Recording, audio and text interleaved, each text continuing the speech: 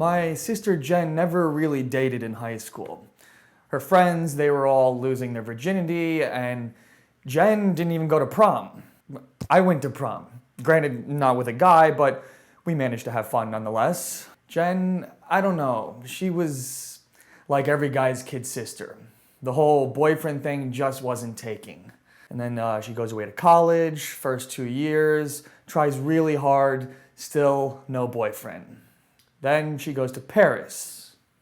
It's my second week in Paris, my junior year abroad, and I get invited to this party. It's at this club. It's very Euro chic and trendy, and we're all getting to know each other, and I swear I'm not even there 10 minutes, and this guy, this really handsome, tall, elegant guy with dark hair and these dark, dreamy eyes just walks up to me and starts chatting me up. He tells me his name is Kareem, and I'm thinking, Kareem? That's not a French name. He was born in Paris, but his parents were born in Algeria. That explains Kareem. Well, he graduated from Sorbonne, which is very impressive. Of course, he thinks I'm from China or Japan, and when I tell him I'm American, he is totally floored. You don't look like an American. Well, haven't I heard that a million times before? Once he finally gets the whole Chinese adoptee thing, he tells me we share an important bond. You see, he's French Algerian and I'm American Chinese. All of a sudden, we have a lot in common. I never really thought about it that way, but yeah, it makes sense. Kareem then declared that I was the most beautiful American Chinese woman he has ever seen. I couldn't believe it. Jen started emailing me from Paris. Me, her big gay brother, asking for man advice. Overnight, I'm like the man expert, and I find myself prefacing everything with, if Kareem was my boyfriend, or when a guy says yada yada yada, what he's really saying is, it's like we stumbled on this whole new relationship, and it took her moving to France. And by the way, judging from Kareem's photo, Jen had good reason. I mean, the guy is delicious, okay? We ended up spending the whole night talking, laughing, dancing, and before my classmates and I had to leave, Kareem proposed to take me out to dinner later that week. Look, I never get asked out. I don't know why that is, but needless to say, I said yes. And talk about a romantic first date. I mean, I felt like Audrey Tautou and Amélie. And oh my God, French is so much sexier than English. If any food were to speak l'amour, it's French food. Not to mention the wine. And so, one date led to another date, led to another, and before I knew it, I was caught somewhere between obsessed and head over heels in love. Yeah, it's sad. Jen has never felt good about the way she looks. She has this whole complex about being... It's totally messed up. My sister is a beautiful woman.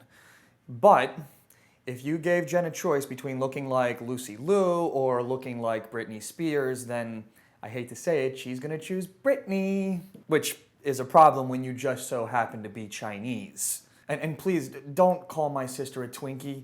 The whole yellow on the outside, white on the inside thing, that is so freaking patronizing. Besides, she already has enough Asian issues as it is anyway. Of course, in the Baker family, we're not allowed to discuss any of this. Why does Jen want to be white? I wonder if our parents had anything to do with it. Kareem was my first. Kareem and I, we made love. He made me feel connected to my body, I finally felt like a woman. I didn't feel like a kid any longer. And he made me feel complete. I finally understood that line in Jerry Maguire. And it's gonna sound cheesy, but when Kareem and I were together, it was like we were one. It was intellectual, it was spiritual, it was like going from Twilight to Shakespeare. I mean, I really thought I found my soulmate and that we'd be together forever. I mean, it was too good. I mean, it had to last. I think that one of the inherent risks in cross-cultural relationships, which, mind you, I'm all for, is that sometimes the cultures can become cross. How's that for lame? It was my last 3 weeks in Paris, and Kareem and I were spending all our time together. And then the Middle Ages came crashing into our lives. See, Kareem's mother, who I met briefly once, announced that she had found a good Muslim girl for Kareem to marry. A good virgin Muslim girl. What do you mean you're gonna get married? What about us? You don't even know her. A virgin? What am I? You're the only man I've ever been with. What do you mean I don't understand your culture? I thought you were French. What about the Algerian community? Fuck the Algerian community. What do you mean respect your family's wishes? What do you mean you have no choice? What are you, a little boy that has to do everything your mother tells you to do? I fell in love with a man, not some little mama's boy. You can't defy your family's wishes? And I'm supposed to respect that? What do you mean you're sorry? You're not sorry. You're a coward. Go be with your virgin. What the hell am I? Am I not your virgin? If I were somehow to re-virginize myself, would that be acceptable? I know they say it's different for girls, and I understand all that, but it's bullshit. It's time that we take female virginity off its lofty pedestal. A woman's virginity is considered precious? What's precious is the loss of virginity. Listen, Jen, you and Kareem made love, and that's beautiful.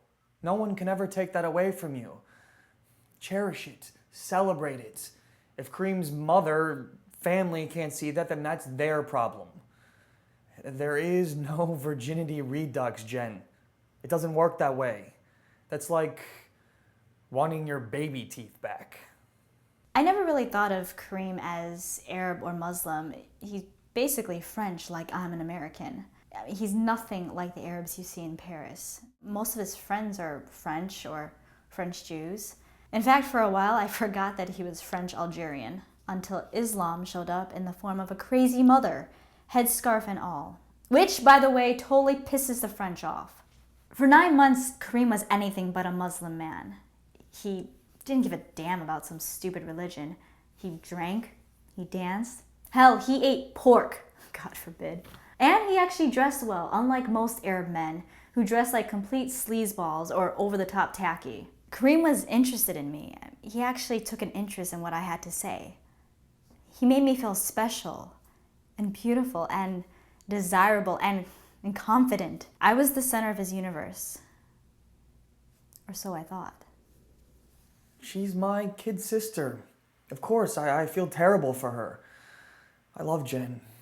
Jen, look, you had your heart broken, and I'm sorry. I wish that it hadn't happened. You don't deserve to be treated like that. But, hey, men can be pigs. We think with our dicks half the time, and look, we've all been there, sis. God knows I have. And yes, it hurts a lot. But you will get over him. You know why the French hate Arabs? Because their behavior in France is appalling. It's downright appalling.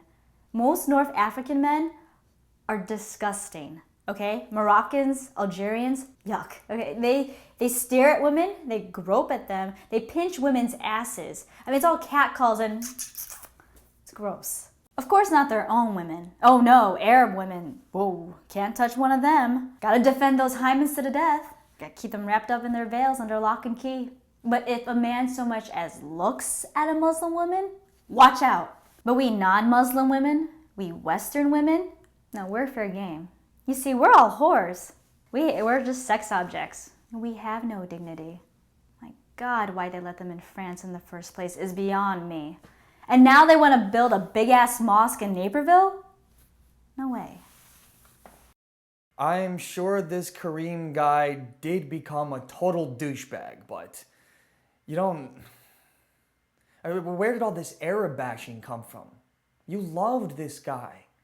And you don't indict an entire religion, hundreds of millions of Muslim men, because your Muslim boyfriend turned out to be a jerk. He was just having fun, don't you see? Arab men haven't exactly cornered the market on disgusting sexist behavior. You know better than that, Jen.